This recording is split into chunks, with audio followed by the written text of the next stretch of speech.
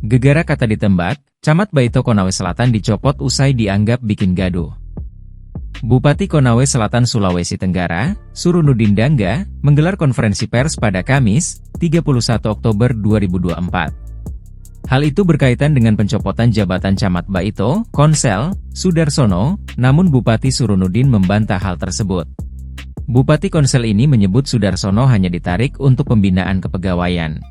Untuk sementara, ia digantikan Kasat Pol PP Konsel, Ivan Ardiansyah.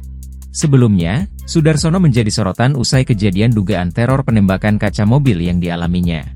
Buntut kasus guru honorer, Supriani di Konawe Selatan, Sulawesi Tenggara yang dituduh menganiaya murid SDN 4 Baito.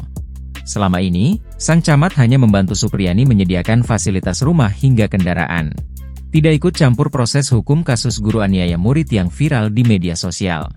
Surunudin mengatakan pihaknya menarik Sudarsono karena menyatakan ke publik adanya penembakan mobil dinas miliknya. Dia laporkan ke saya mobil dinasnya ditembak, kata-kata ditembak itu membuat gaduh, sehingga kita tarik untuk dibina sebagai pegawai, katanya di Kota Kendari, Kamis, 31 Oktober 2024. Selain ini, langkah yang diambil Bupati untuk memastikan keamanan dan ketertiban Konawe Selatan terkhusus di Kecamatan Baito tetap kondusif. Jangan sampai gara-gara ini situasi dan kondisi di sana tidak baik, ujarnya. Di sisi lain, pencopotan Sudarsono sebagai Camat Baito, tak ada sangkut pautnya dengan kasus Supriani.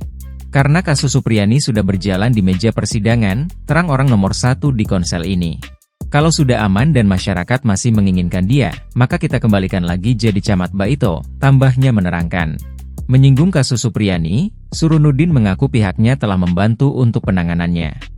Sementara itu, Sudarsono mengatakan pihaknya tak pernah berkoordinasi kepada Bupati terkait kasus Supriani. Saya tidak pernah melapor sama Bupati terkait kasus Supriani hingga viral, ujarnya. Download Tribun X sekarang, menghadirkan lokal menjadi Indonesia.